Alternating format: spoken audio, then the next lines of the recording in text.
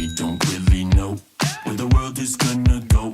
But now everybody knows that you can't stop for too long. Got to keep. The first step in generating wealth is to pay yourself first. But now everybody knows. Stay tuned. Stay protected. Stay focused. Stay connected.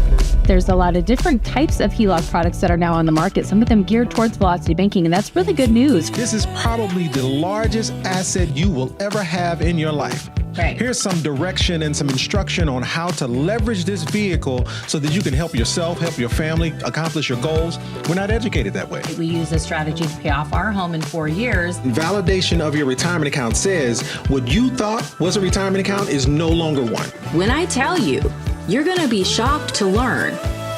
If you didn't come from a wealthy family, You can make sure a wealthy family comes from you. So it starts with pay yourself first today, Yeah, starting today. right now. Put your money in somewhere secure. It's about the ability to not lose. I will take base hits all day long versus winning and losing. Somewhere secure, compound your money, and then you leverage OPM, other people's money, to exponentially grow it. That's how you generate wealth. So whether you're joining us to crush debt or build wealth, time is the most valuable asset. and we're so grateful that you're spending your time here with us. Keep going. Welcome back. We have all been through it here with this series, emotionally, logically. Just this has been a wealth of information and a fire hose, I'm sure, for most of you who have been, well, joining us for each pillar of building the family bank. We just wanted to kind of start off these last two pillars, this last kind of leg of this series by reminding everyone why we got started in the first place. Yeah. And why we chose to do this series and why we feel like it is so urgent that we get out here and we get as many people this information as possible. We started this series because survival isn't a wealth strategy. Inflation is real and uncertainty is pretty constant. It's going to remain constant. Most families are walking into the future with a cracked financial compass. No roadmap, no reset button, and no one coming to fix it. No one's coming to save you. That is your job. And that's our job to help you become self-directed. We've talked about income, protection. Right. Cash flow, leverage, protection for today, protection for tomorrow. But now it's time to talk about how do we keep it? How do we build the culture around making sure it's sustained? Right. Because we talk a lot about strategy, and strategy is only as good as the action that you apply behind it, right? Like learning how to do something, understanding what to do, but then actually taking the action, to make it move through. Today, we're talking about sustainability. How do you ensure that even though you have the strategy, even though you have the cash flow, even though you have the leverage, you understand how to use it, how do you make sure it's sustainable? And we always talk about building machines. We're always talking about being the cog in the wheel. When you don't have all of the parts, this doesn't look the same. And what's different about what we do here is that we talk about all of the facets of the machine and how to build your own family bank, build your own family machine. Today's a little bit different though. This is the one that decides if your legacy outlives you or if it dies with you. If you haven't built a machine, you're just handing them a bag and essentially perpetuating what generations have not yet solved, many generations have not yet solved, and continues to be a problem. So this could be a little bit of a touchy subject for some people, simply because this is not a common conversation to have, right? Right. This is very rare, especially because we're so focused on survival. It's like, how do I get to what legacy, what sustainability looks like when I'm just focused on trying to figure out what tomorrow looks like? Like, are you kidding me? Yeah. So, right. And why do I care about what my grandkids are going to do if I can't make it Right. all the way through? no one cared about whether or not I was going to make it there. Hey, yeah. Like, where's my bag? Yeah, exactly. And we're going to talk about some of those statistics too. We're different. You're different. If you're tuning into us, you're absolutely different and you want to have different results in your life. We know that you can because we know that it's possible. We first were the proof. This works. Not only does it work for us, but we have continued to copy, paste in other families for the last 3-4 years. Easily. Yeah, easily, especially just people that we've met from through YouTube. So this isn't any special conditions that you need to have. It's just information, and it's available to you as long as you're subscribed and tuning in. So, And the thing is, notice nowhere did we mention a number. This is not right. based on whether the legacy that you're wanting to leave is this size or this size. None of that matters. It's less about the assets in general. And we're going to dig into what some of those details are that you should be focused on if you want to be able to sustain it. So if you're live here with us right now, this is a great time to jump in the chat. Some of you are watching. At least say hi. We see you. You're watching, and we would love to hear from you. We would love to know where you're tuning in from. If you miss our twice a week live streams, if once a week is still good with you, as long as we're consistent. And if you've had a chance to check out any of the edited stuff that we've done, and if that is better formatted for you, we would love any and all of that feedback. So thank you. Okay, are you ready to get started? Let's do it. All right. Well, you guys know the deal. He's got a race. Try to beat the transition video. All right, here we go. 1, 2, 3, 4. The goal should be, where can I achieve exponential growth? Exponential growth. Let's just get into it. Let's just get into it. Right. So we have talked a lot over these last few weeks as it relates to how and what building a family bank looks like. So let's just highlight those pillars one last time. We've talked about cash flow. Cash flow is really about understanding your numbers, because it's the cash flow that's going to allow you to be able to identify where leverage is located and ultimately feed that machine that is sustainable over time. Leverage is everywhere. Once you see it, you can't unsee it. Leverage is about understanding where your leverage is located and how you can use your cash flow to gain and access leverage so that you can do what? Build assets, grow wealth, generate a vehicle that can produce income over time consistently. But then you got to protect it. And we kind of group these two together because it's protecting for today, meaning what does that structure look like? What does that anonymity look like? If I bought a rental property and I have a renter get hurt, can they all of a sudden pierce the veil and access everything? Can creditors see what I am or am not doing? So it's that protection for today, and then it's that protection for tomorrow. What does that structure look like to make sure that this wealth can be passed on for generations? And so now we're here. It's about education, unity, and vision. Education from the perspective of, if you've done all of this hard work, the last thing you would want is for that hard work to all of a sudden be liquidated and not be able to be sustained for generations after you. So how do you do that? Well, everyone has to get on the same page. One, they have to be educated, and two, we have to be aligned towards that goal. And so we're going to focus our attention today on that education piece and that unity. And you know, I've had a lot of questions this week as it relates to, but hey, Donnell, if I only have this heirloom that I'm wanting to pass on, or if I have this small amount, it's not about the asset. It could be as simple as a vehicle. All you have is this vehicle that you're wanting to pass on for the next generation. Well, tell me this. Would you just give that car to your grandson, or would you educate your family on what this vehicle means to you, the importance that it has, how to maintain it, what it looks like to be able to extend its life, and the manual associated with making sure you're able to operate it? So my point is, without that financial education and understanding the goal and or the purpose, how else do you achieve that sustainability? And again, this is not the asset. The knowledge is the asset. So it doesn't matter what it is. You wouldn't just give a car to someone and all of a sudden just expect them or hope that they understand how to drive it and how to use it. It's laying down the foundation to make sure this machine can be operated correctly, and this machine can be then transitioned or transferred or transitioned on to the next generation so that it performs efficiently. And why? Why is this even a thing? Why are we even talking about this? There's a storm coming. And I don't know if you realize it, but we are in the midst of that storm today. And it is absolutely a silver tsunami. What do I mean? Well, 26% of Americans expect to leave an inheritance. And I think to some, that seems like a very large number. But let's look at the back end of that. That's saying that where is that other 74%? If 26% expect to leave an inheritance, what's happening to that remaining 74? And where are you in being able to take advantage of that remaining 74% that's accessible? But let's go a little bit further. Let's peel this back a little bit more. What do I mean?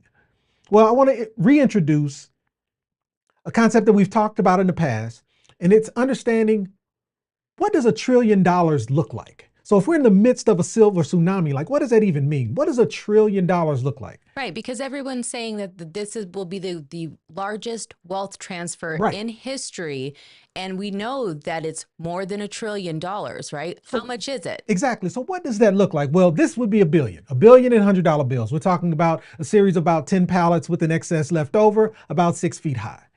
Well, $1 trillion would look more like, I'll call this, there it is. So this is the White House estate. So what we're talking about is a size much larger than that, and this back here is a football field. So we're talking about a pretty significantly sized amount of cash. Is $1 trillion. So that's 1 trillion. Well, within this silver tsunami, we are in the midst of a wealth transfer of about $84 trillion. So we're in the midst of the largest transfer of wealth in history. And where are you positioned in receiving this $84 trillion? And that's over this next 20 years. So we're in the midst of it now. And I'd say we're at the early position of this transfer of wealth. So how are you positioned to either receive the wealth coming to you or take advantage of the opportunities being created, because not everyone knows what you know? So, and one other piece to pay attention to is, even though there's a transfer of wealth of about $84 trillion, about 33% of Americans lose that inheritance within 2 years. 33%. Are you a part of that 33% that's on a path to losing this portion of this $84 trillion? And to be specific, 33% of $84 trillion is about $28 trillion. So are you okay with losing $28 trillion? Are you prepared to receive $28 trillion? Do you understand what to do with it? And if you are the one, a part of this system of passing it on, are the right pieces in place to make sure it's able to be sustained? Yes, ma'am. I just wanted to, hold on a second. I just wanted to mention, because if you're watching, you have to know, I mentioned this before, where's this 27 trillion going to go? One, we have 84 trillion over the next 20 years. The silver tsunami is labeled silver tsunami for a reason. There was an author, wrote a book, and he's in the assisted living investment space. Teaches courses, right? Or did teach. A very brilliant man. But he understood the assignment. He understood $84 trillion was about to be released.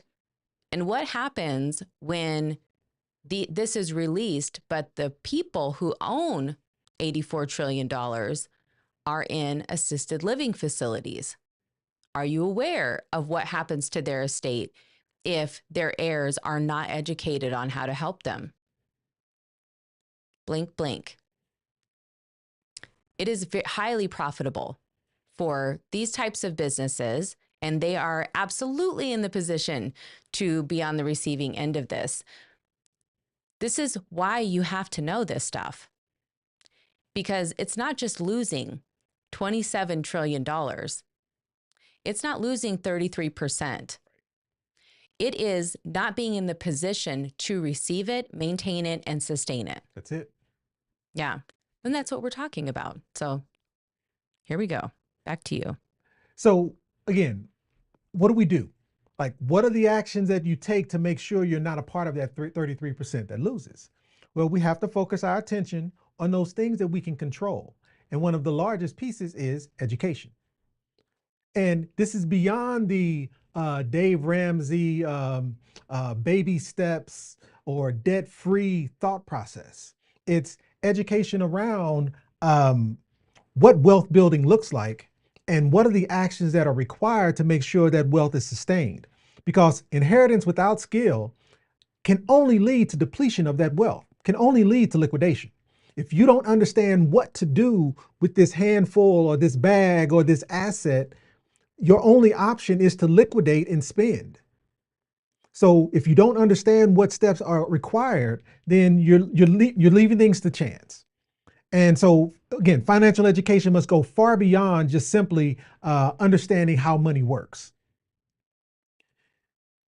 And the key piece is, if they don't understand how to use it, if they don't understand what that process looks like, we are destined to be a part of that 33% in failing and or losing. And so so the machine piece is around smart heirs understanding how the system works. What's the right structure? What's the right processes that need to be in place to make sure that the heirs understand how these pieces work. So that way, if something occurs, if something happens, we know what levers need to be pulled at what point.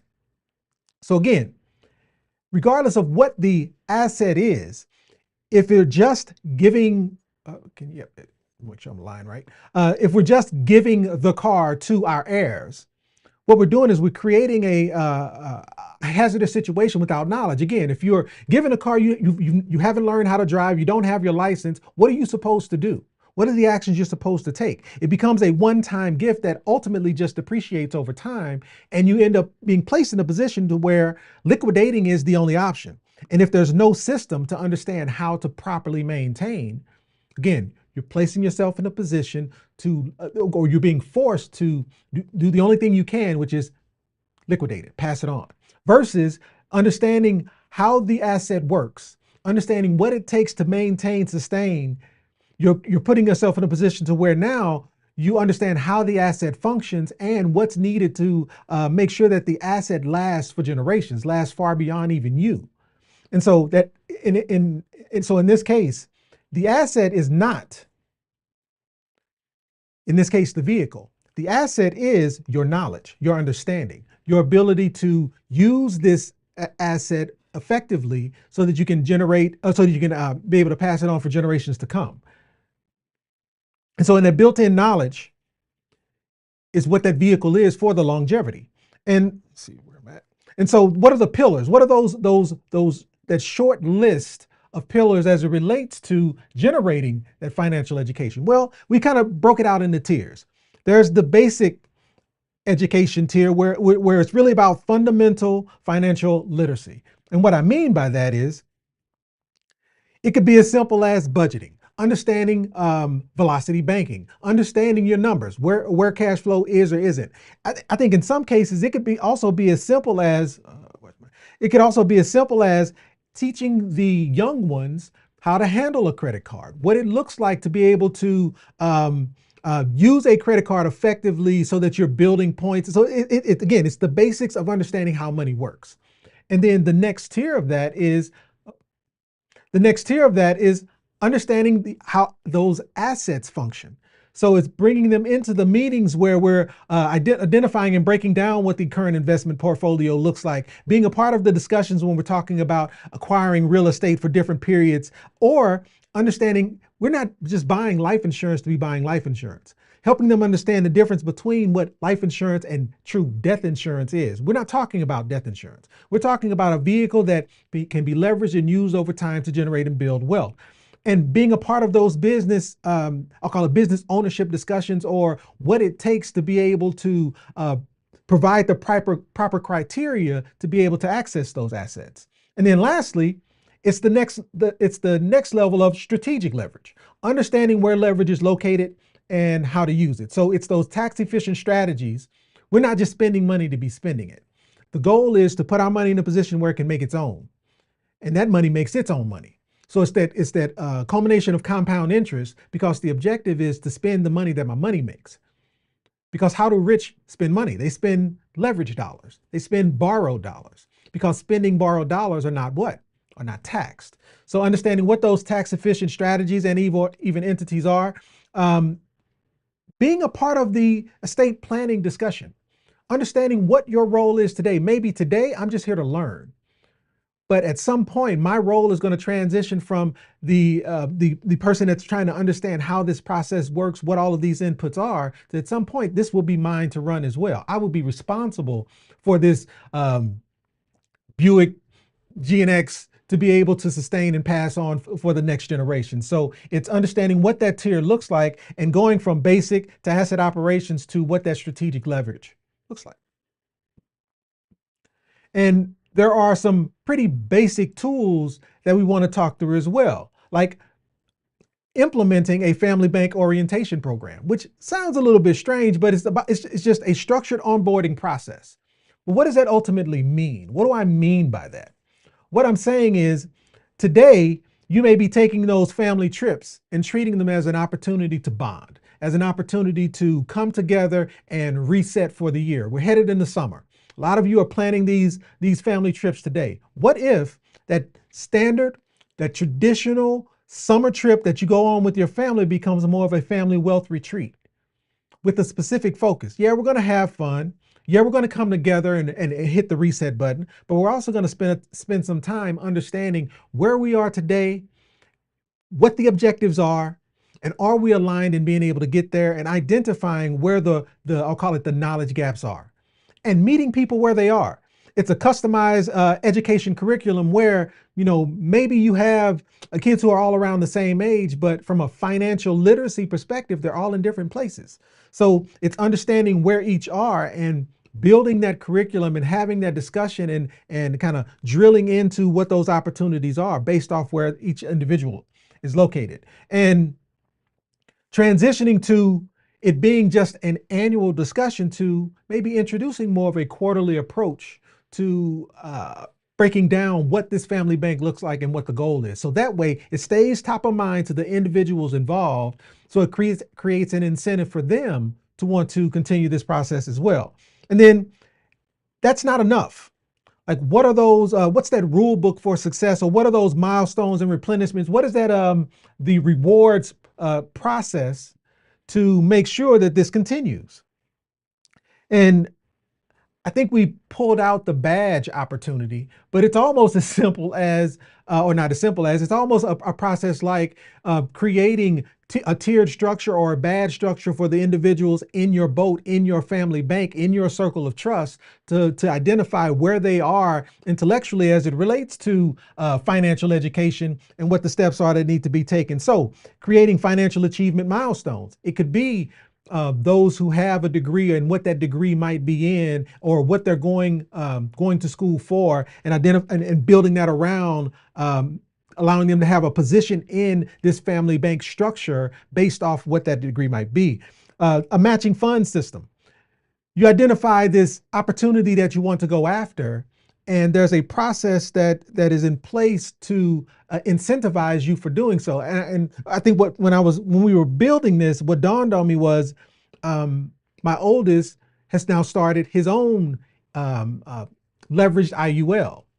And when he was talking to me about what he wanted to contribute and he wanted to add a lump sum to jump, I shared with him, I'm willing to match whatever the lump sum is you're wanting to put in, just to incentivize him to kind of move forward through this process to better understand what this looks like. So using a matching fund system for entrepreneurial ventures, or just to create or increase that engagement. And then mandatory reinvestment percentages. Where's income going today? Is it going towards a place where it can be leveraged and used as a family bank? Or is everything still individualized? What are those steps we need to take? What is that orientation program? What are those rules and milestones we need to put in place so that we are all, again, focused and headed towards that same goal? Oh, Well, I'll jump in while you're doing that. go ahead, sweetheart. You had mentioned something funny because we were talking about different ideas of what this could look like. Yeah, especially like depending on the age of your kids, right? So if your kids are younger, it's almost like the scout badges, or Exactly. right. Exactly. You're walking around with your sash and you've earned this badge because you have gotten to this point. But isn't buying a home the same thing? Absolutely. Isn't an 800 credit score the same thing? And we don't get badges, right? We don't get anything that says like we made it, we did it. It's all this silent, like, who cares? And if you mention it, it's almost like you're bragging, right? Oh, I just bought my first home. Only certain people could be excited for you when it comes to that. But we also see people who are not in the position to become parents have elaborate baby showers thrown for them, right? What if we started to change what that looked like and how we come together to support people? What if it was, this is the shower to help somebody purchase their home, right? We're changing how we celebrate, who we celebrate, why we celebrate, and incentivizing with support. We don't have a lot of that. We don't have a lot of celebrations where we're incentivizing with support, right? Some of the ideas that you had come up with, though, made me laugh. You got to tell them what you said. Now, which one? The napkins. There's a lot of them. The napkins, guys. The napkins. No, tell me. You said, you tell him about the napkins. He said, let's just say we're out to dinner. We're at the table. So we're having we've identified that, you know, when we go on these family excursions, there's some expectations around knowledge and education as it relates to where we're headed from a family bank perspective. And we create tiers, meaning the napkin that you put on your waist before we eat kind of is a sign of where you are in this education process. If you've got a green napkin sitting on your lap, you've checked all the boxes, you've been sitting in the meetings and you understand how to balance a checkbook. You've got your own credit card. You're doing velocity banking. All of those things, all those boxes have been checked. The person with the yellow napkin, they're trying, but they haven't gotten there yet. But then you got those who are sitting at the kids' table, right? They've got the red one. They've got the red napkin across their lap. And that just ultimately means, hey, they've got some work to do. And when you look around the room and you wonder, hey, why am I the only one with this red napkin sitting on my lap when everyone else is green? Maybe there's a little bit of healthy competition, healthy incentive there to kind of help you kind of push that ball down up the hill a little bit faster. So what do you guys think about that idea? We obviously didn't include it in the presentation, but it was too good to leave out. Here's why. It doesn't matter if it was an idea that wouldn't work or be efficient, or if it would just discourage people from showing up, right? That's what I said. I said, well, dang, if I'm getting a red napkin, I'm just not even coming to the dinner. I got the dunce hat on, yeah, right? I'm not going because they're going to put this dunce hat on me. Yeah, no, I'm not going to be the only adult at the kids' table with a red napkin. And the kids are like, we didn't get red napkins because we're kids, right? So why are you here?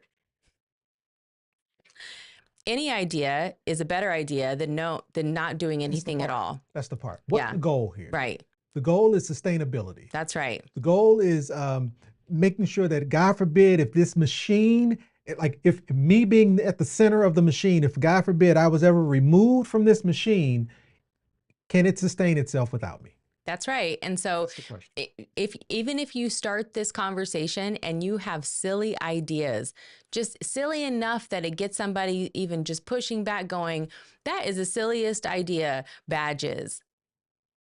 We're going to get badges and we're all going to have our sash and wear badges. Financially literate. That's right.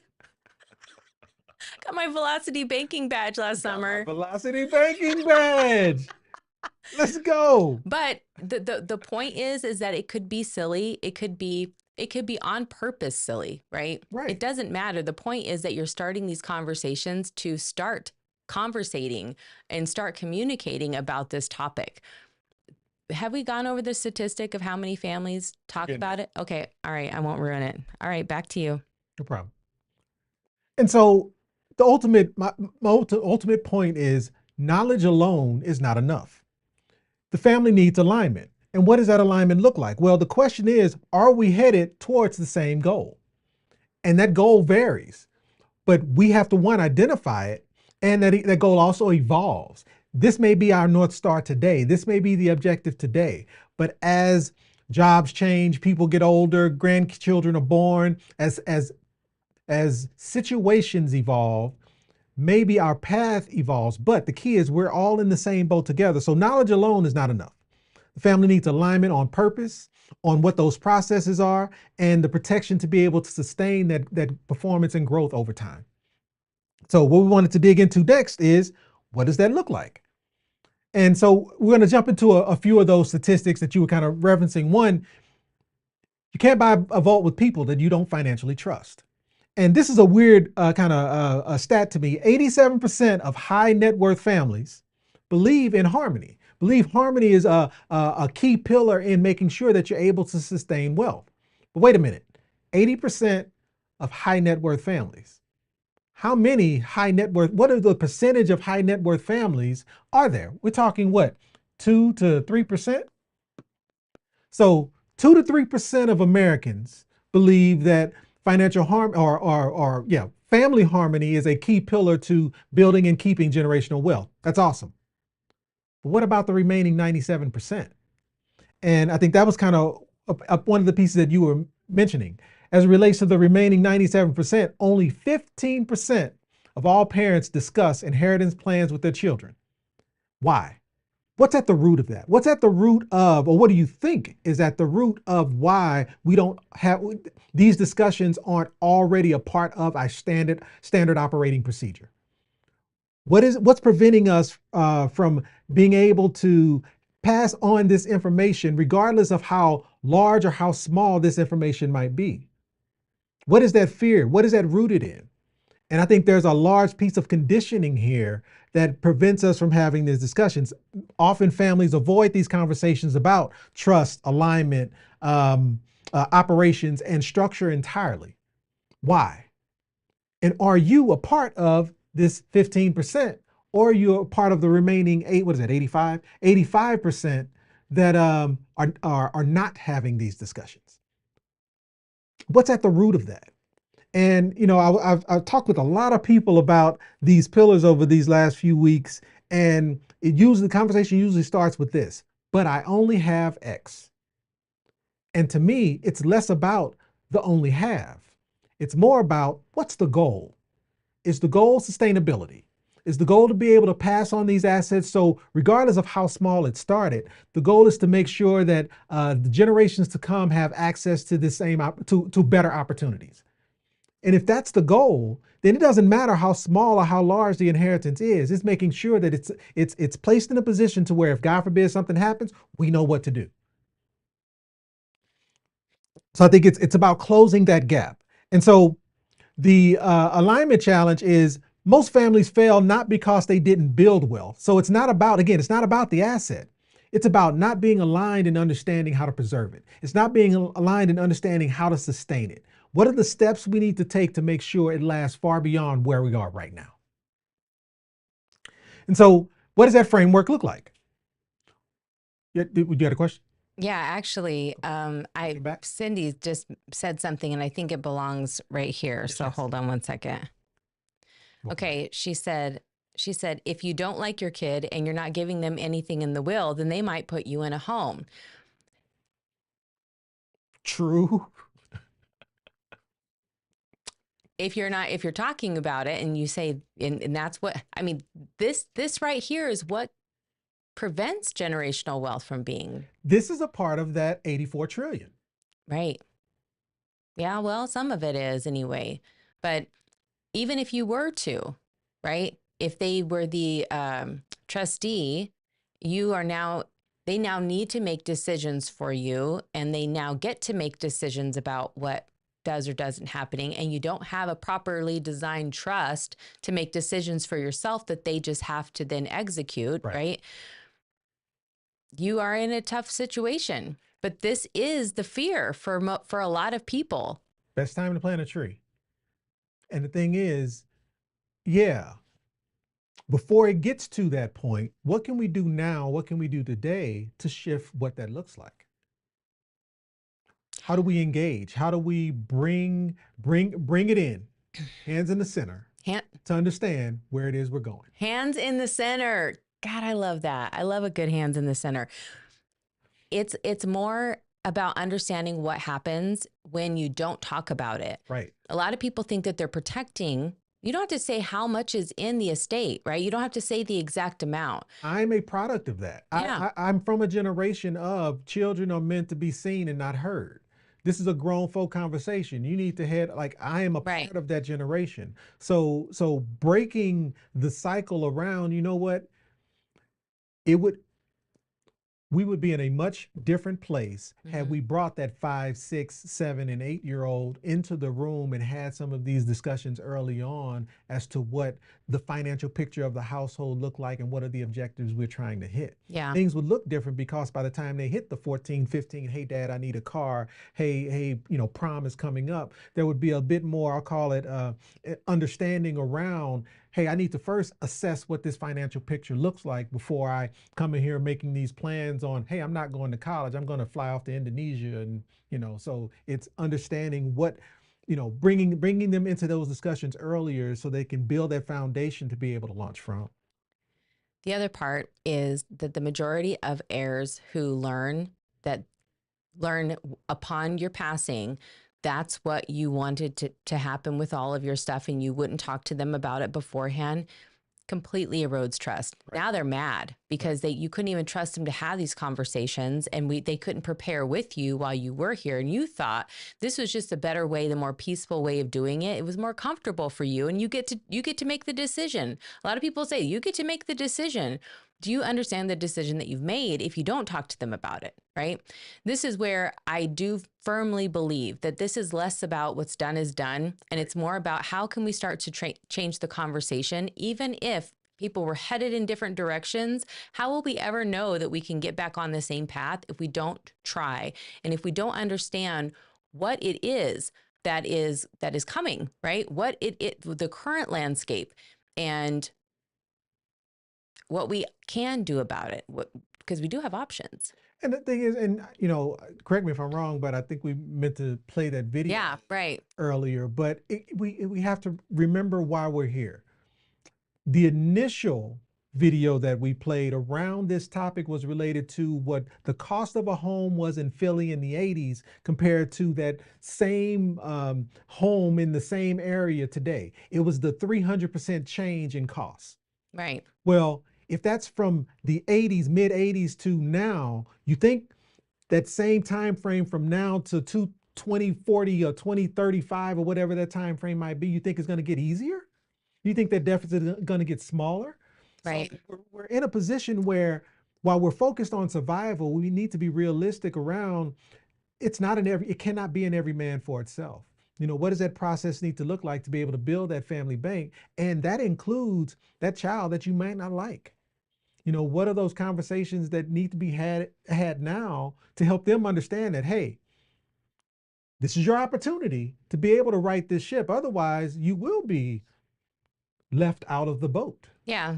And for some people, I understand if you don't think that that's a possible thing. You can't control how other people, whether if they do or don't. It's a real thing. Yeah. But she brings up a true concern. And that is, what if they just do this? Yeah.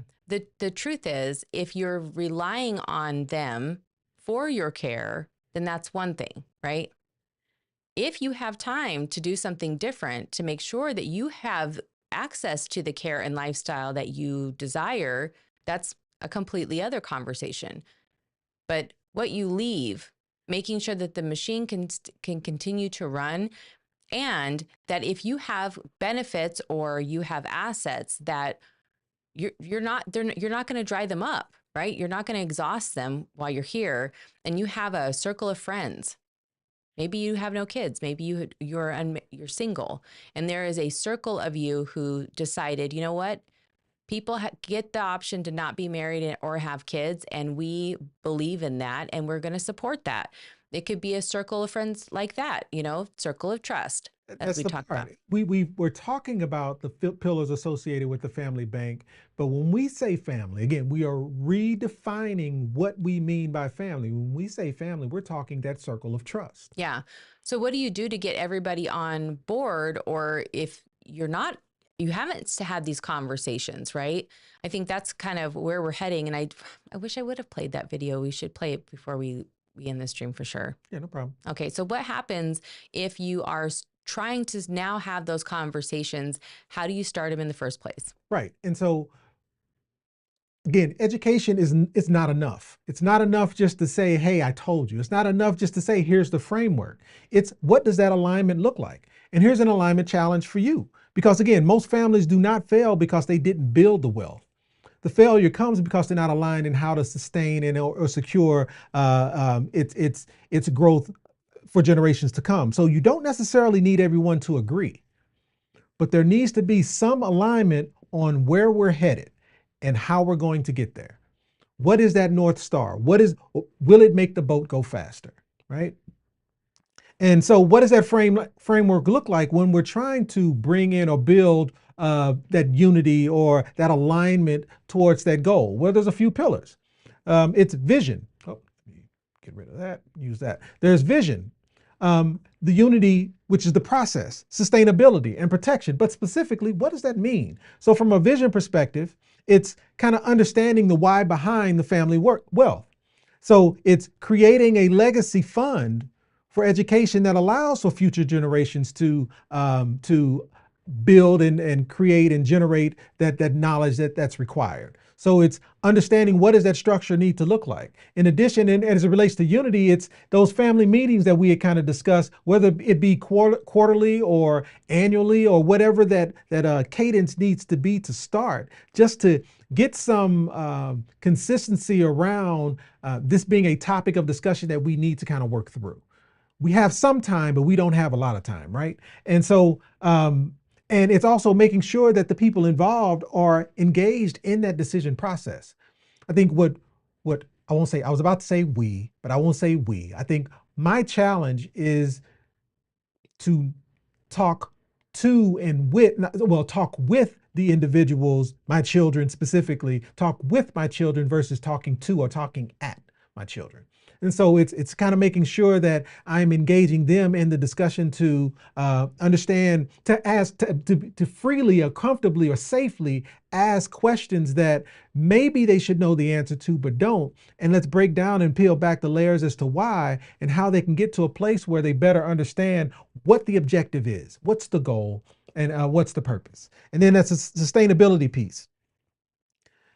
It's taking a portion of that machine and making sure it's being reinvested on a consistent basis so that generations to come can continue to benefit from. And that protection piece, making sure that there isn't an opportunity to pierce the veil based off whatever that asset might be, or a clear conflict resolution protocol for any issues or concerns that may occur between siblings, between the individuals in that family of trust. What is that protocol to make sure that the individuals involved have an outlet to be able to make sure that their grievances or their concerns are heard and that they are being taken into consideration effectively versus being pushed away as though it doesn't matter. So, because I think that's a large part of that piece that causes that dissension as well. Hold on one second. Nathan, he's in here. Hold on. This is a bar right here. He said, I have told my kids that the family bank will be there to multiply their efforts. If there is no effort, then there is nothing to multiply. My love. 0 times anything is 0. Right. Yeah. This is great. And the reason why I think it's so important for us to share is that we don't know what other families look like. We don't know what other people are thinking in terms of this. And sometimes you could Google what this type of structure, how other people are doing it. But the truth is, there's no community kind of conversation going on where you can just openly have this conversation. How do you handle this? It's been so taboo for so long that it's difficult to even strike up a conversation about this without it feeling performative most of the time. Right.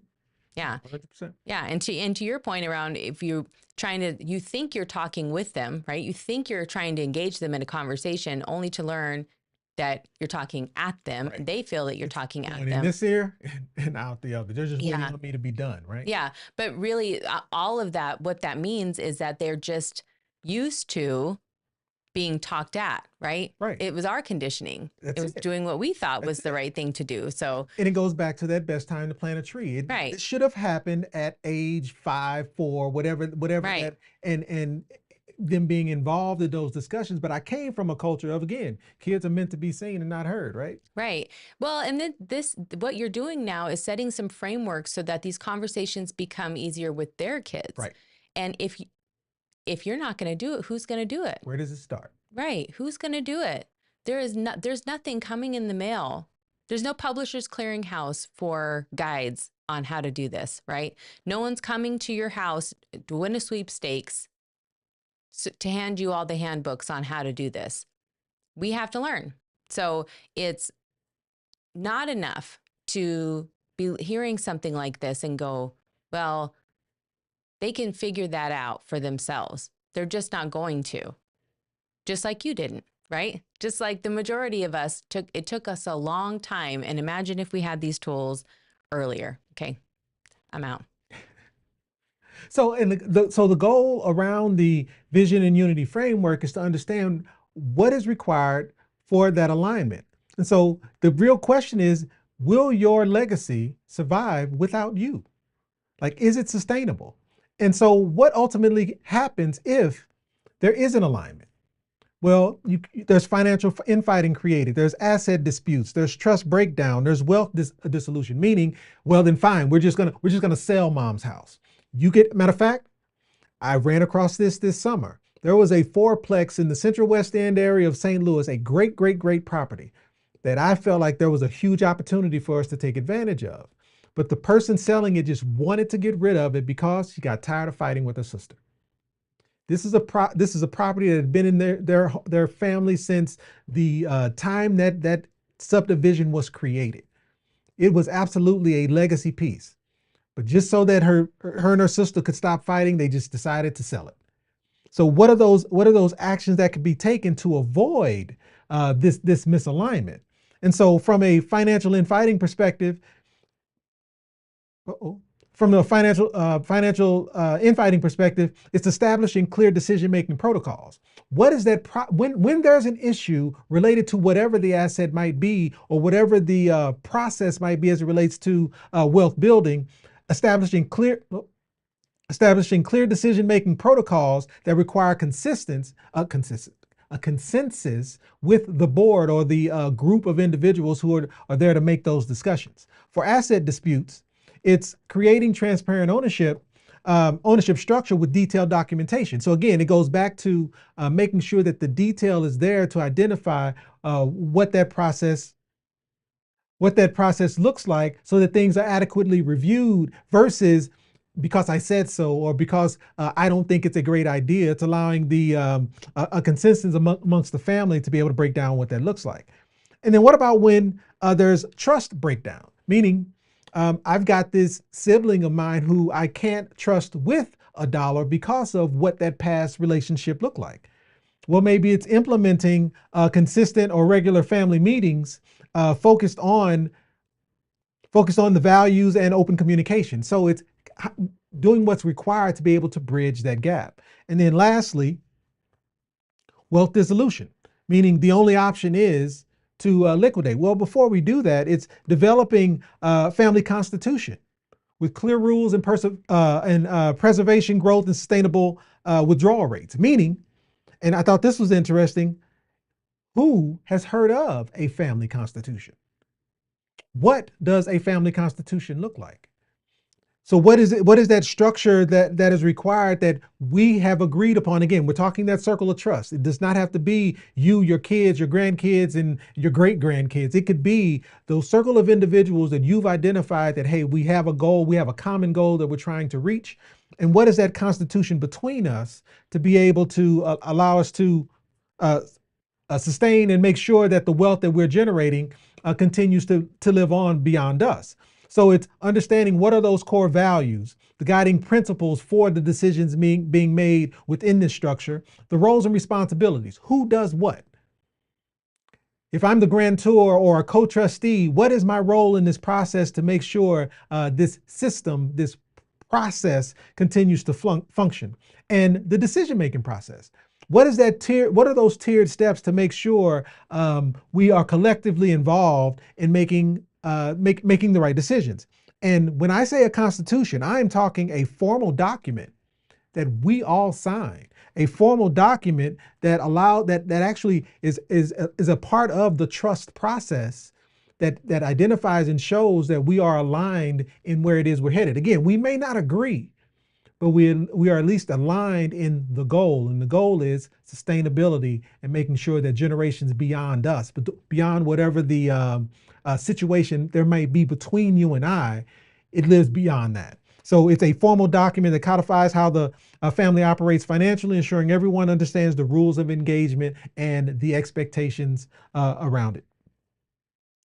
And what are those roles? When we talk about roles within this process, and again, I think what I appreciate about this is, I guess I'll use that one. What I appreciate about this is not just one role for per individual. It's making sure that we rotate members through this process and these different roles for the education piece. So it's an education committee, it's an investment oversight, it's governance council, it's a review board. So it's making sure that we identify, and again, this is just a high level overview of what some of those roles could be.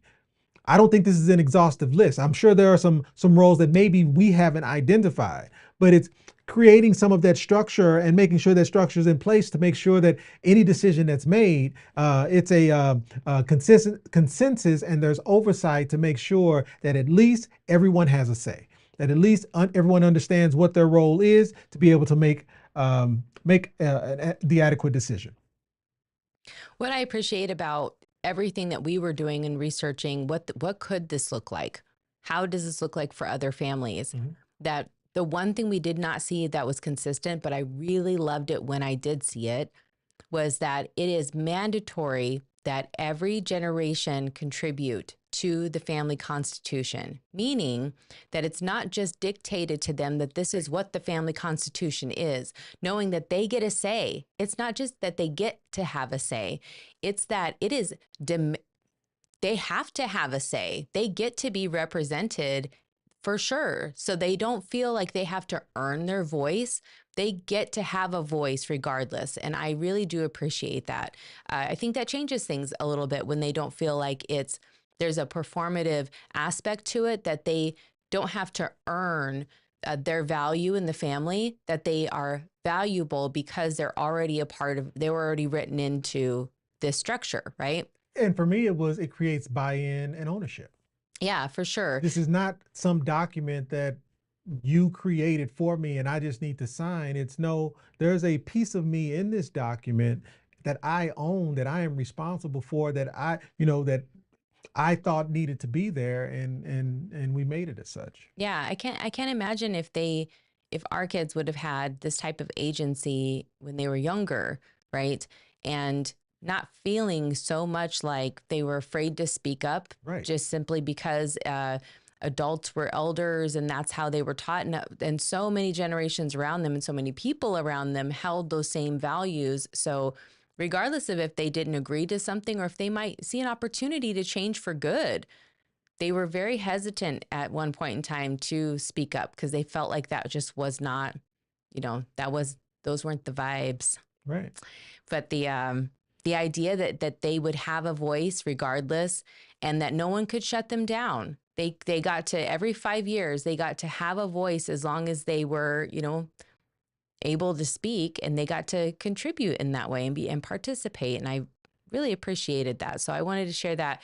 We're going to actually go through some of these steps and what this looks like. If you guys are interested in that, we can go through a family constitution and we can go through what that could look like or sound like. So you can see an actual example or maybe an exercise, a free download, so that you can write yours too. But I tell you what, it's not hard. It's just that this isn't normal to do.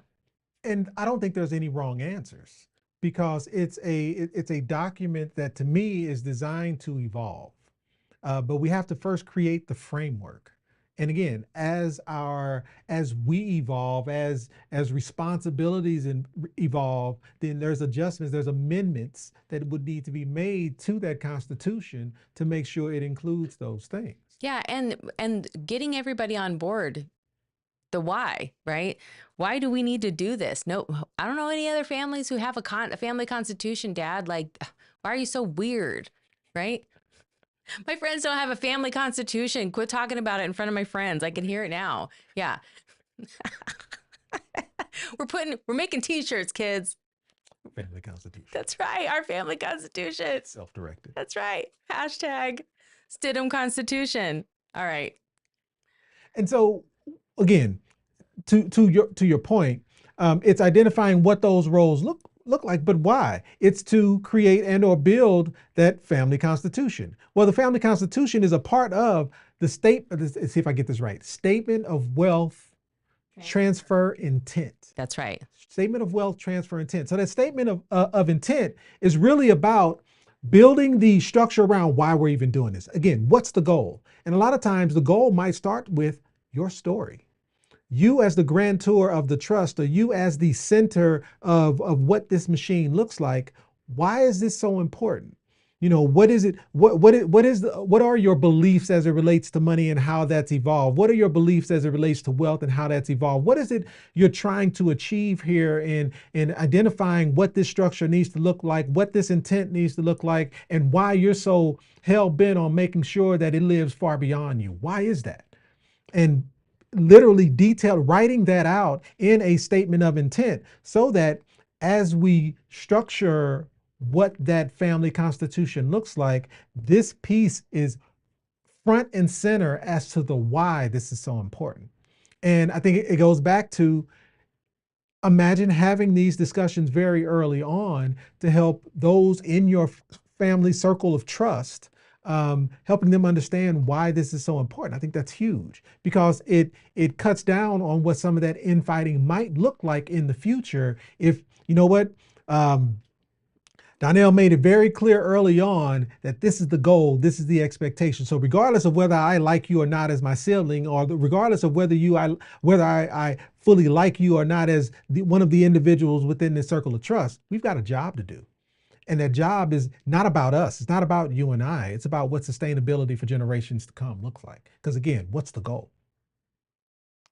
And so that family bank is for, again, it's meant to be, it's designed for everyone. But who is that everyone? Who are we talking about? Whether we're talking parent to child or between siblings or aging parents or your chosen family. Again, I go back to that circle of trust, the individuals you identify as being the most important individuals to fulfill that obligation. And it could also be friend-led co-ops. There does not have to be any biological relationship at all. It could be like-minded individuals. Again, it could be that we talk a lot about maybe you served with them in the military and there's this circle of individuals that you guys meet up so often, you have like-minded thoughts, and as it relates to economics and longevity and sustainability, and maybe it's that.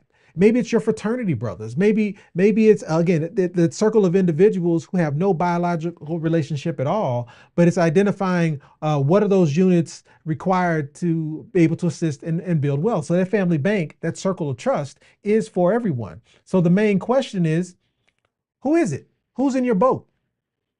Who are those individuals that you want to make sure are moving down this path with you?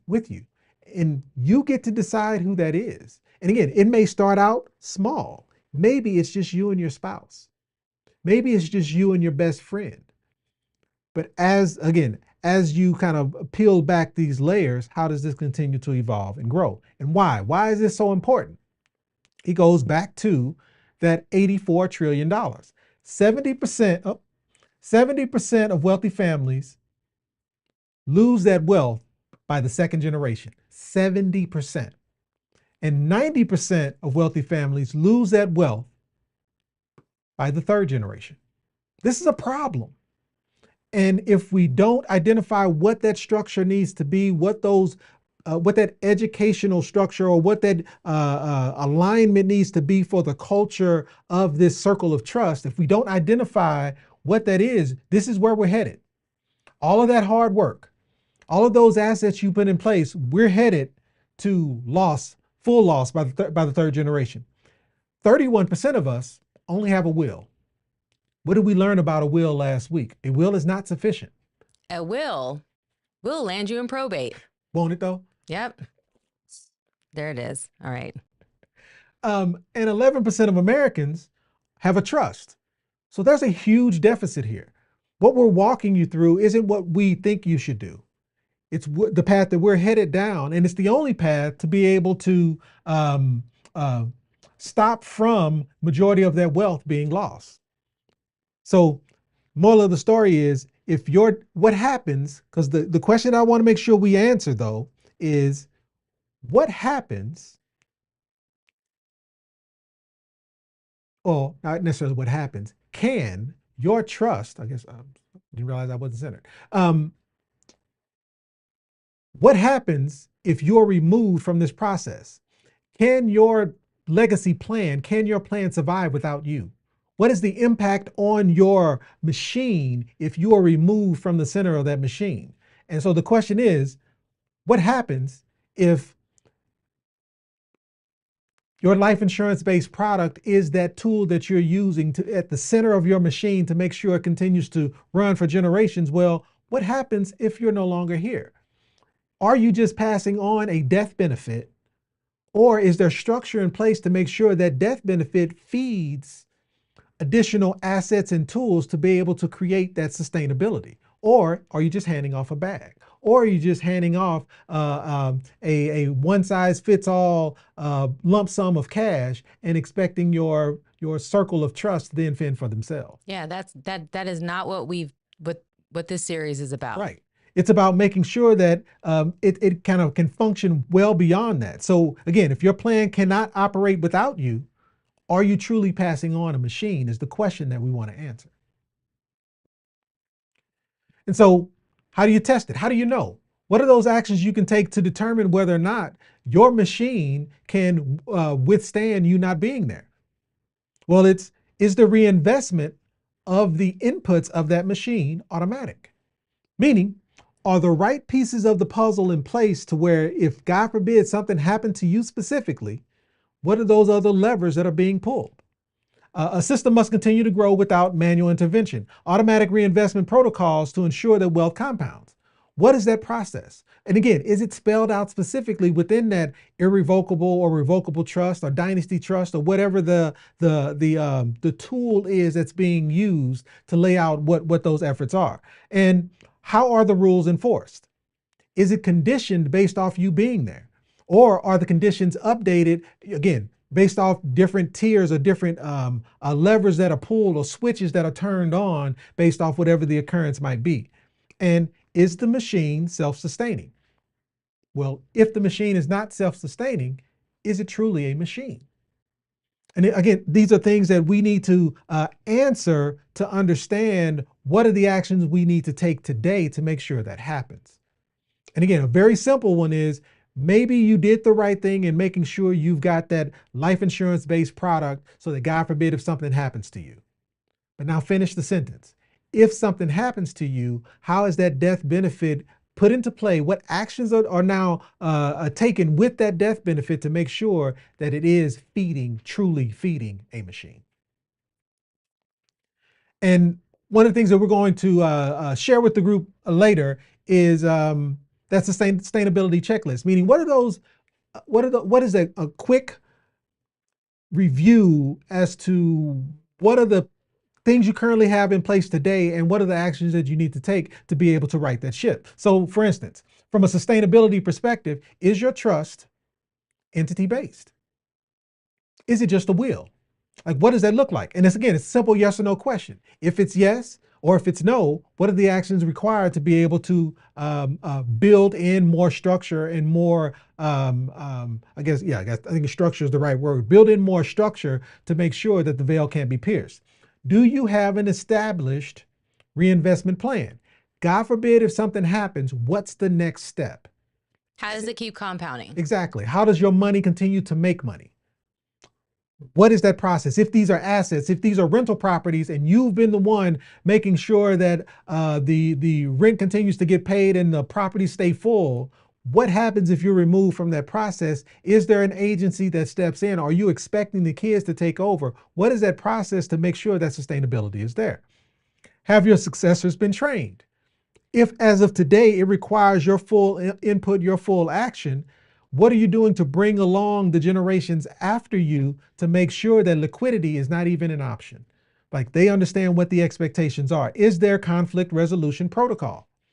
If you've got to Cynthia's point, if you've got siblings or kids that maybe not on the right terms, what does that protocol look like to make sure we continue moving towards the objective? We continue moving towards, again, the goal. We're all in the same boat. We may not agree, but we understand and we're rowing in the same direction, because the goal is sustainability. The goal is legacy. The goal is making sure this machine continues to run. Why? Because we all benefit from it doing so. Are the roles clearly defined? And is there a system to review things regularly? Because again, things change.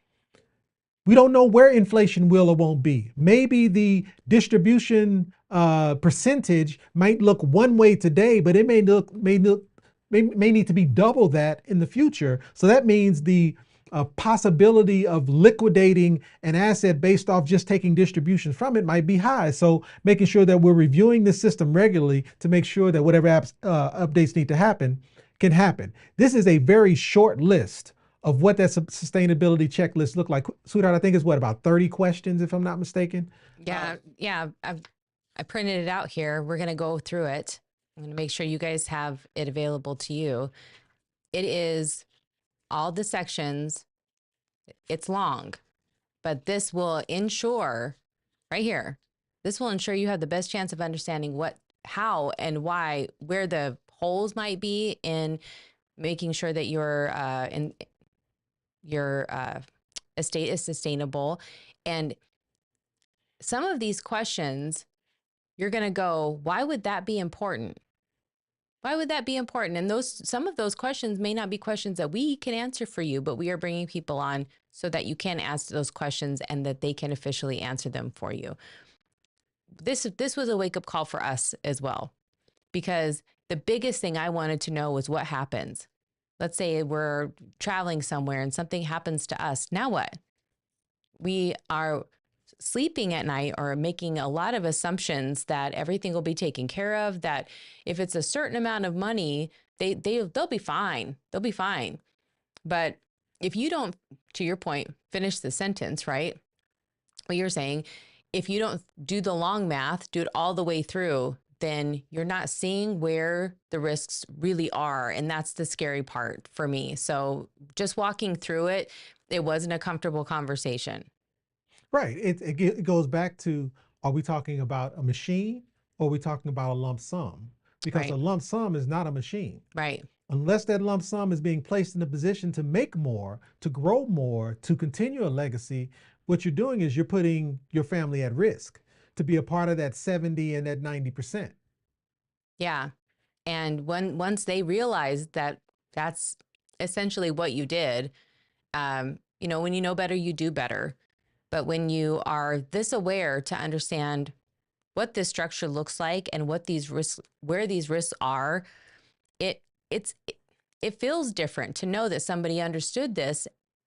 One, you understood it, you didn't do anything about it. Or two, you didn't take the time to do it all the way through to then understand what their experience would be afterwards. If you've ever seen someone grieving a loss of a loved one, it is not the time to then learn that there's a financial component to this that was never discussed, Right. was never learned. Right. Right. it just didn't matter to that person to take the time. And you don't want to be upset or angry at that person, but at the same time, you're going, gosh, all of this could have been solved, and I wouldn't have had to have all of this dumped on me if this person would have just considered what it would have looked like when this moment happened. Because it's not if this moment happens, it's when this moment happens, right? It's literally the only guarantee that we have in life, and it's the thing that we are the least prepared for. Crazy, right? 100%. The yeah, there was something else there, but I'll come back if I remember what it was. So, there we go. So that sustainability checklist, what are some of those steps though you can take to be able to achieve? Like when you go through the checklist, you identify holes. What are some of those actions you can take to now bridge that gap or close what that deficit looks like?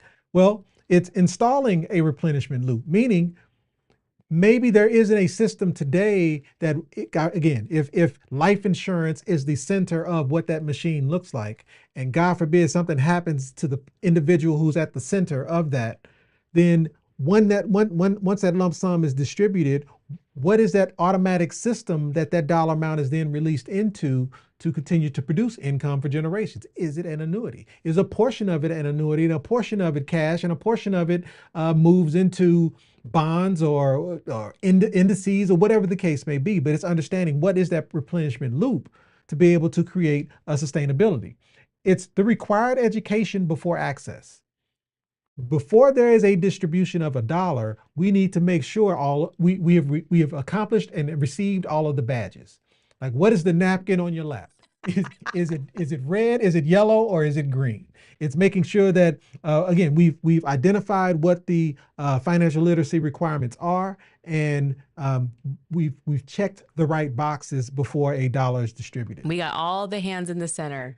Right. And align around the written vision. And this is where that Constitution comes into play. And again, it's being very clear as to why are we here? What is the goal? What is the expectation? And documenting and everyone being a part of making sure that their input is captured in that Constitution, and we sign and we provide our signature to signify that we are all in alignment as to what that looks like. Structured access, with conditional logic, meaning it's not just, hey, I've got this harebrained idea and now I'm going to the family bank to withdraw a certain dollar amount so I can go execute. No, what are the layers? What is the process in place to make sure that there is, if you're wanting access, there is a process that you have to follow to be able to achieve, and you know up front what those steps are, so there's no nonsense involved. And then implementing a test to identify, hey, if something were to happen to you, is that sustainability there? What are those pieces that, like, again, going through the checklist, if I am no longer here, what do you do? What are the actions taken? What are the steps that you are taking to make sure that you know what that process is, whether it's passwords to sites, or it's what calls do you make, or what is that protocol?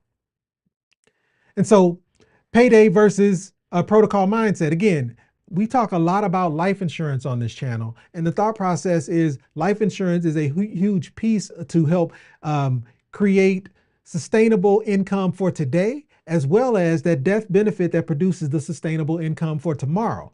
But if the death incites a payday and the heirs aren't, I'll call it, properly educated or aligned with what that goal is, it's just a windfall. And so the focus will be on distribution, and what ends up happening is this becomes a short-term thought process, which ends up depleting wealth fairly quickly, versus if death is just, it causes a switch to be flipped. It's a lever that is pulled. God forbid if something happens, as detrimental as that would be to the family structure, if something were to happen, what it does is it incites a protocol. Meaning there's a button that's pushed, we hit DEFCON 4 or whatever that is, and that means it activates a particular system. So we're not concerned as to what happens. We can just focus on grieving and making sure that the tomorrow looks right, but there's a process that's already in place that invokes a stewardship mindset or a focus on continuation. And again, it's about the long-term approach. It's about the sustainability of generations to come. And so why? So that wealth can continue to grow over time. And why is this important? Well, it goes back to, if we don't understand what we have in front of us and the system or the structure isn't in place to make sure it's sustainable, we set ourselves up for that 70%, I think it's, 70% loss of wealth with it by the second generation and 90% loss by the third. But the goal is a sustainable family bank that compounds over time, meaning turning what was left into something more. And why is that? It all is rooted back to the goal. Why are we here? What is the objective? What is the point? Will it make the boat go faster? Again, it's about making sure that the generations beyond you have the right pieces in place for that sustainable, for it to be sustained over time. So it's keeping the goal in sight and making sure that we're focused on what that looks like. And so with the proper systems in place, without the proper systems in place, wealth can rapidly diminish. So the goal is to make sure that we have the right structure in place to be able to build the sustainable bank. So we've talked about a lot today, but let's just recap real quick. The 7 pillars starts with cash flow. It's understanding where cash flow is located. So you have to understand your numbers, and it's that cash flow that's going to be placed in a position to help you build and generate wealth. And as you do that, you identify where that leverage is located. Is it an IRA? Is it a 401k? Is it land? Is it REITs? Is it subject twos? Is it a brokerage or a stock portfolio? Is it properly designed cash value life insurance policy? Today, is it a home equity line of credit? And it's understanding where that leverage is located and putting it to work. The goal is to multiply. The goal is to allow your assets to make more assets, allow your money to make more money. It's about compound interest. And once that's been generated, we have to protect it.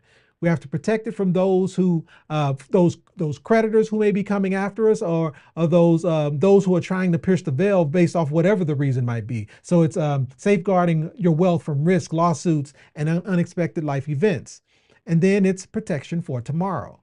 It's making sure the right structure is in place for sustainability. But none of that matters.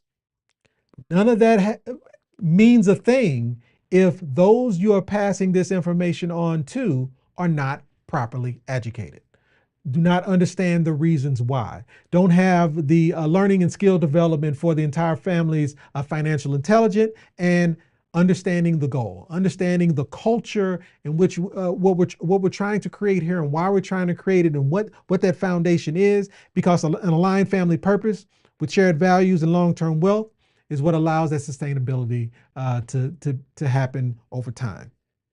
So coming out of this live, and sweetheart, I don't know if you wanted to talk a little bit about this as well when I come back over there, but coming out of this live, we've got the Family Bank Sustainability Audit that you will have access to, the 7-pillar playlist, being able to go back and understand all of the different pieces to this puzzle that we've discussed. And when in doubt, jump on my calendar and we can talk through what that family strategy session needs to look like. What are those pieces you currently have in place, and what are some of those actions that you need to take? But there's a lot of, I'll call it, free resources around this subject that you have available to you, and that we're continuing to add to the site as well, that you have access to be able to accomplish that goal. So last thing, go ahead. Oh, so last thing. Leave a legacy, not just money. It is less about the asset itself. Again, it's not about the car. It's about the knowledge and the system around making sure that that vehicle can continue to sustain itself. So it's the transfer of the wisdom, the structure, and the intent. Those are the 3 pieces that matter to make sure that the sustainability and the growth and the vehicle continues to produce results. And it kind of starts with that family constitution and/or that statement of intent. What's the goal? And do those within your family of trust understand what those objectives are, what that goal is, and how they play a role in making sure that's achievable? Because what we're passing down is not money. We're passing down a machine, and a machine requires inputs in order to produce that output. And how you structure those inputs today determines whether or not you being a key player in that process allows that machine to be able to be sustained for generations to come. And we are done. All right. Well, we hope that you found this information valuable, and even if it feels a little overwhelming. It's a lot. Yeah, at minimum, you took the time to tune in and learn, get a good overview of what is required.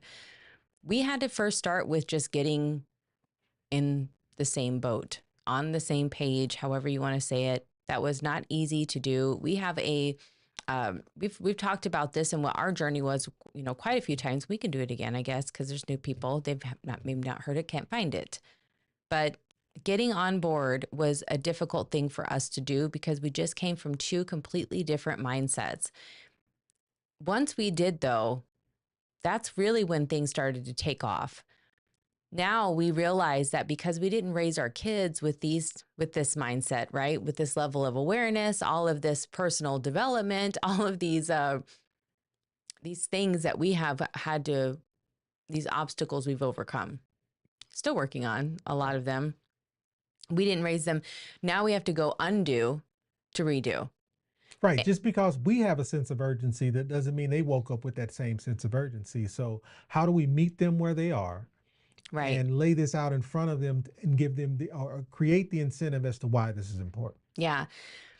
Even if it's not that you're inviting them to tune in to this, maybe you just start some of the conversations. I wish I could pull up the couples convo cards we have, but if you go to selfdirected.info/live, we try to make that part easy. Here it is. Here you go. You go here, then you will be able to download and access the couples convo cards. These are just prompts.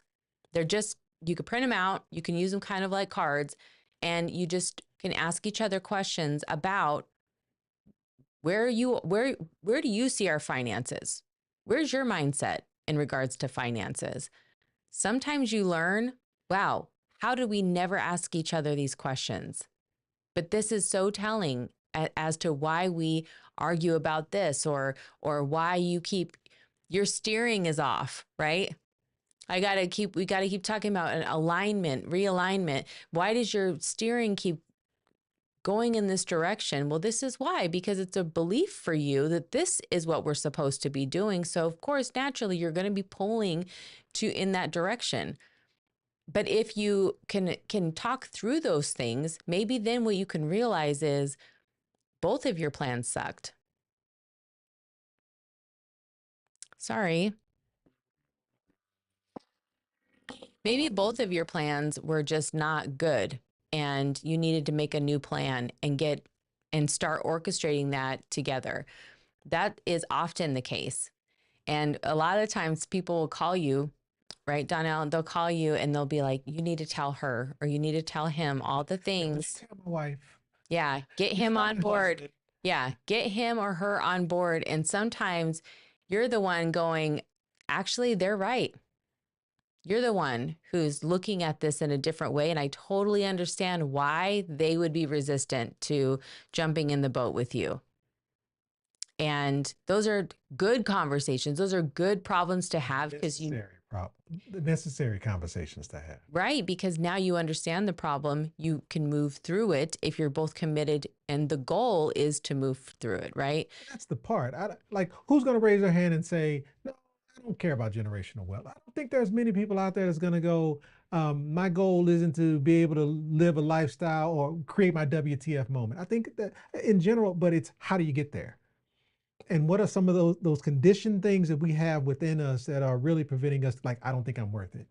I don't, I'm not good with money. I've never been good with money. So, I've concluded that this is just where I'm going to be. There's so many layers there, Yeah, it is. A lot of it comes down to, why would I even attempt to do anything different financially if I don't feel like I'm worth it? Right. Why would I more money, more problems. There's a lot of things that we have embedded in our minds as to why maybe we wouldn't even put forth the effort. What's the point? Right. What's the point? Nathan was talking in here about creating a financial safety net for your kids, and that if you structure your trust in a particular way, what could that look like, right? Maybe to share some ideas on what it could look like. Here we go. I've also been considering the idea of basic minimum income distribution from the trust, maybe something equal to the federal poverty level. Any thoughts? He then says, hold on, it's part 2. And then there's more. Continued. Yes. That way the kids can be bold and not afraid to fail. They will have that safety net to keep them going. You're speaking to my people right now. We talk a lot about tears. And Hold on. start somewhere. Go ahead, sweetheart.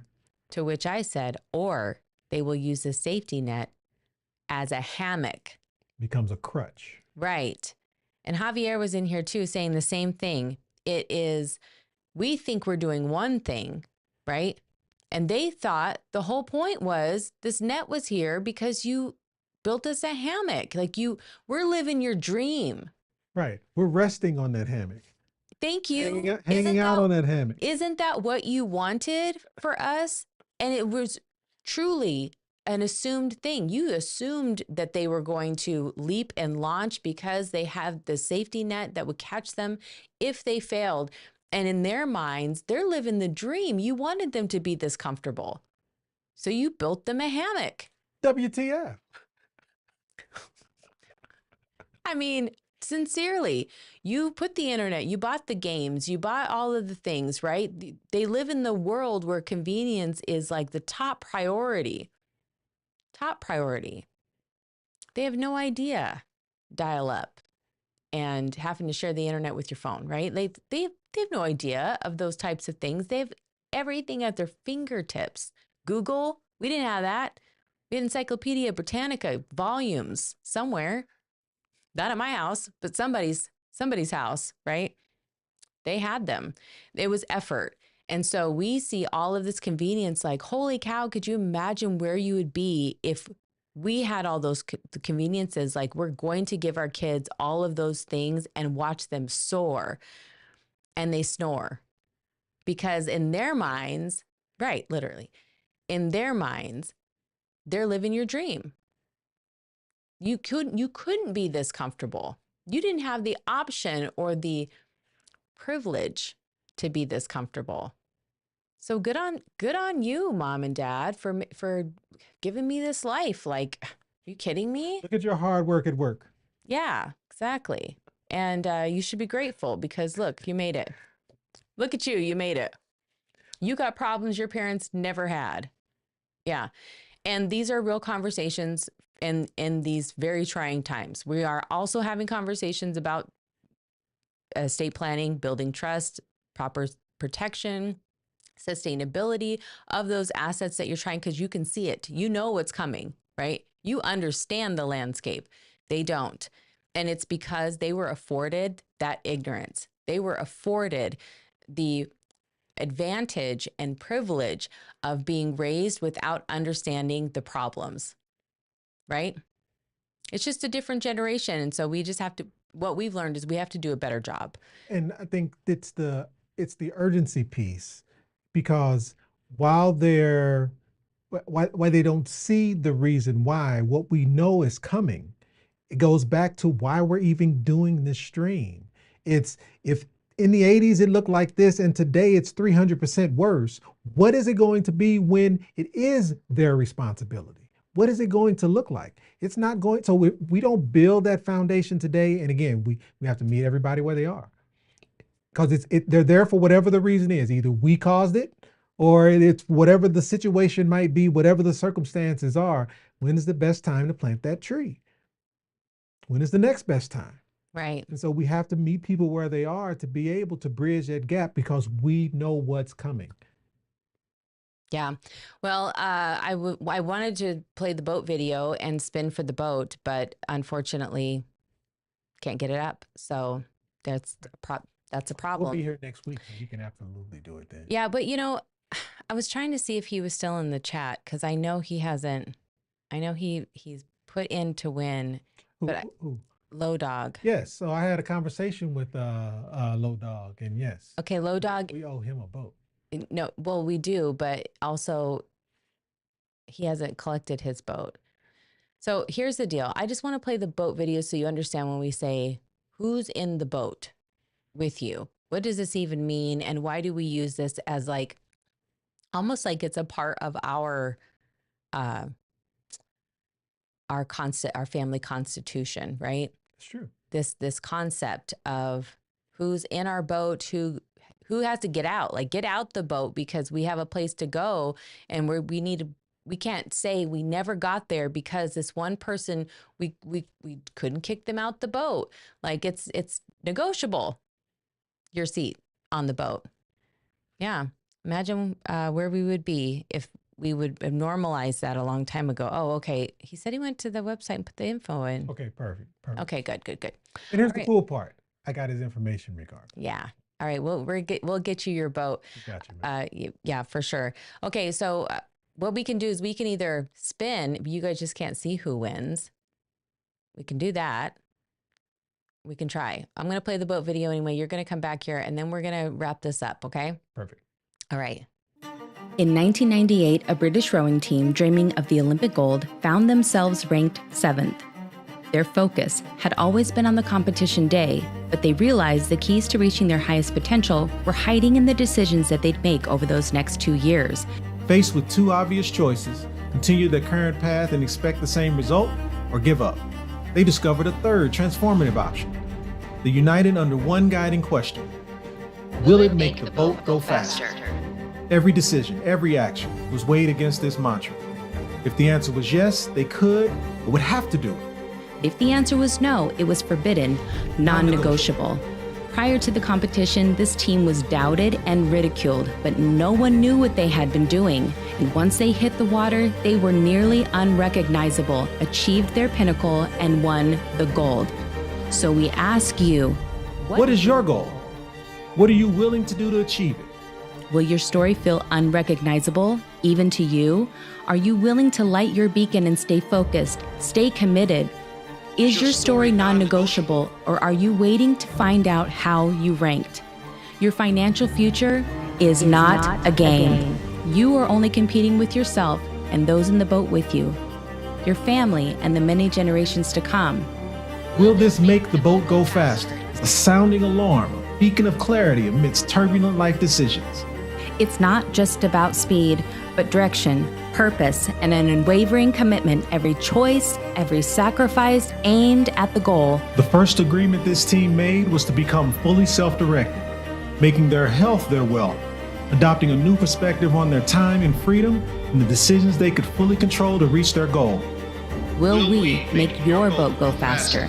That is our pledge to you. Our mission is to arm you with knowledge, strategies, and insights to ensure that not only you reach the goal, but you do so long before your race is over. All right. Well, here we go. Be back? No, that's the one. Back now. Back now. Okay, you guys can see now. We figured it out. So that's the good news. Where are we at here? Gosh, buttons. Who's got the buttons? Who knows where that's from? All right, here we go. And Good luck, everyone. yes, good luck. We're going to spin here in just a moment. See who wins a boat. And maybe maybe you've won a boat before. Wow. Or you. Didn't I just say that? Or you. And you need to, we have stewards of boat gifting. Cookley is one of them, for sure. All right, let's spin and see if we get somebody new. I'm going to refresh and see if it makes a difference. Here we go.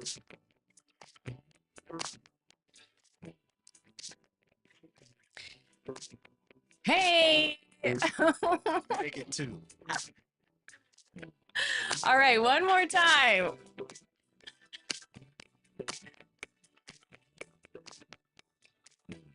Who we got? Rob!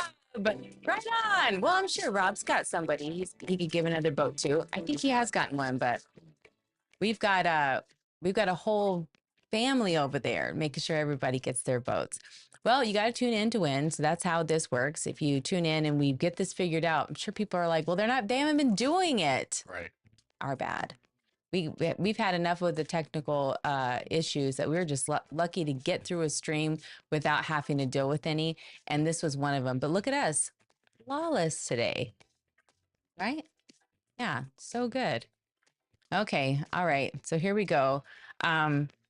We have here, we'll go ahead and turn that off. You guys can hear that, right? You guys, could they see that the whole time? Don't know. No, they could see it, right? The wheel? Yes, it's up there now. Oh, okay, good. Something happened here. Here we are. We're going back. There it is. Look at that. Automatically. Okay, so the pillars, the last two pillars here, and why these are important, urgent to maybe go back to the beginning of where we got started with this and why we even chose this as a series in the first place.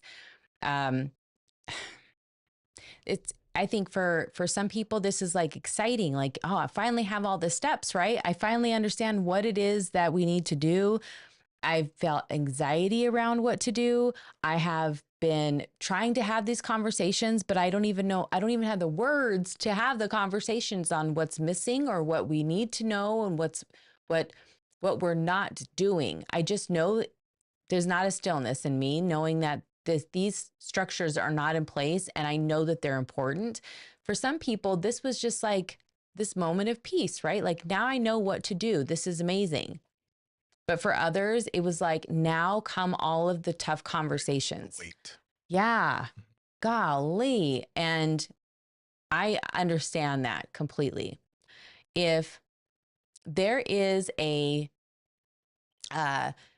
Zoom group meeting or something like that to better understand and be able to discuss with other people that are in your current situation, and you are like on board, totally game to do something like that, we want to make sure that you get that type of support. But also remember that leaving a comment, like after we're done streaming, a comment for everyone to be able to read and just to share the sentiments that were helpful for you. If you've already had this conversation, knowing if you're somebody who knows that these aren't easy conversations to have, it's not easy to pull everything together in order to just feel like you finally have peace, not financial freedom peace, not a number. You've made it net worth number, not that kind of peace. This is a different kind of peace, sustainable peace. It's completely different. It's a different tier, if you will. But after you have this number, this is the part that's missing because you know that it could just be gone. Right. Yeah. And here's the thing. This was meant to be high level. This was meant to identify what are the steps, the stages. Now the objective is to peel those layers back, dive a little bit deeper and ask those questions. And again, where do you start? The pillars are in this order for a reason. It first starts with, where are you today? What does that cash flow look like today? It's there for a reason. And then as you identify the leverage and the asset growth, and then you kind of move on from there. But these are all discussions to be had. It's not meant to be I can't start having the conversation with the circle of trust around the trust until I have a trust. No, it doesn't start there. It's meant to be able to be shared and kind of laid out specifically amongst. Again, it becomes an and discussion, not an or discussion, I guess is my point. Yeah, for sure. But what are we discussing? First, we have to understand why these conversations are important. It's not just important for sustainability. It's also because, and as we said in the beginning, survival is not a wealth strategy, right? We have to do more than survive and more than make sure that just we survive, knowing that the pot only gets bigger, the need, right? The deficit gets bigger with each generation. So if you if you're looking for those sound bites, if you're looking for a great resource that kind of sums it all up into one, we found one and we want to share it with you. If I was having a conversation with someone I disagree with in good faith, I would probably start that conversation with what we do agree with, right? That'll be a logical place to start a difficult conversation. For example, MAGA, Make America Great Again. They have a point. America is not doing so great right now, right? Our kids' math scores are down. Our children's science scores are down. When judged according to international metrics, healthcare system's not doing so great. Wealth gap disparities increasing exponentially. There was an implied promise to a generation of Americans that if you do certain things, work hard, go to college, be a good person, you would have certain outcomes. And those outcomes didn't materialize for majority of people because baby boomers entrenched in decision-making positions lowered the capital gains tax so that their net worth essentially compounds year after year. And post-World War II, US leadership traded the domestic manufacturing industry for national security by making the US dollar the default international trade currency, which gave America the ability to impose economic sanctions on foreign countries through a US financial banking system, but consequently increased the value of the US dollar astronomically, which made it impossible for anyone to manufacture anything in America. Although the logic at the time was that Americans were supposed to upskill en masse away from the menial manufacturing jobs. But everyone here's too much of a dumbass to stay in school, so we just traded domestic manufacturing to Asia and the rest of the world at the expense of working class families. But if you don't read enough, it comes out as, let's go, Brandon! And it's like you have a point, but you don't have the vocabulary to describe your reality because you didn't read enough. You gotta keep reading. That's it. That's it. But if we're not taking away anything from you being prepared, know that we have proof currently in our economic landscape that others have been preparing for generations. They understood all of this structure. They understood exactly what was going on. They're the ones who created the $84 trillion that will be passed on and transferred over the next 20 years. There's a reason why they have it in the first place. Right. And there's a reason why that 84 trillion belongs to, you ready for this? 2 to 3% of the population. That's hard to swallow. So where are you? Are you part of the 2 to 3% of the population? Will you be on the receiving end with services or goods and services that they will be purchasing or leveling up their lifestyle if they're not taught to hold on to their wealth? Or will you be generating your own wealth and making sure that your family will be more than just surviving, understanding now where we're going, understanding what those problems are, and understanding that the different tools are now required? Part of that is just information, but the other part of it is your commitment to your future. The other part of it is the confidence that you will have in the decisions that you will make in becoming self-directed. And that's why we're out here, just to make sure that you have access to this information so that you can take control of your future. I think that's a mic drop. That's it. All right. Well, we are so appreciative that you guys are willing to spend your time here with us. Time is the most valuable asset that we have, no doubt. If we've learned nothing else, that is what we're talking about here. And we are so grateful that you are spending your time here on Tuesdays, whatever day that we decide to pop in, whether if it's watching replays on any other day, it doesn't matter to us. The fact that you spend time here with us is so valuable, and we hope that we are seeding right into your family as well. So we're live 5:30 Pacific Standard Time, Tuesdays. That's where we are right now. And all the in-between? All the in-betweens, all the standard times after that. Okay, Lodog says, put his information in. Yes, please contact us. Just set, you guys know how to contact us. You go to self-directed .info/live. Whether you want to claim your boat, you want to grab some of our free resources, such as the Velocity Banking Workbook, free, the Couples Convo cards, free, the critical HELOC questions before you get a HELOC, critical questions to ask your lender before getting a HELOC, free. We also have the trust guidebook on how to set up a trust to understand. It's got a glossary of terms in there. That was from the last pillars that we covered. And then soon will be the Family Bank Sustainability Audit. And this is a pretty comprehensive quiz that you can take and then understand where you fall on a scale in terms of sustainability for your structure, for your estate. Okay, so that's it, I think, right? Let's get out of here. All right. We like to end with, if you didn't come from a wealthy family, You can make sure a wealthy family comes from you. so stay tuned, Stay protected. stay focused. Stay connected. I'm Angelique, And I'm Donnell. and our goal is to help you. As always, get self-directed. And to do that, we have a ton of free resources, as I just mentioned. So head on over to selfdirected.info/live to grab those, and we will see you back here next week. Thanks for tuning in. Hey, before you go, we want to remind you that becoming fully self-directed means gaining complete control over your wealth, time, and freedom. It's not just an idea. It's a framework, a mindset, and the power to make informed decisions to secure your future. Being here means you're taking those steps, and we want to thank you for allowing us to guide you. We believe that we grow farther and faster when we grow together. So tune in next time and tell a friend to tell a friend. We've helped thousands of people just like you start their journey to financial freedom. And if they can do it, you can too. And if you're ready to learn more, we got you. Get a head start by grabbing these 2 free books.